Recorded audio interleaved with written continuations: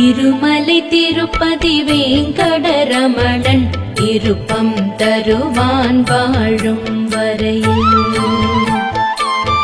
திருமலை திருப்பதி வேங்கடரமணன் திருப்பம் தருவான் வாழும் வரையில்.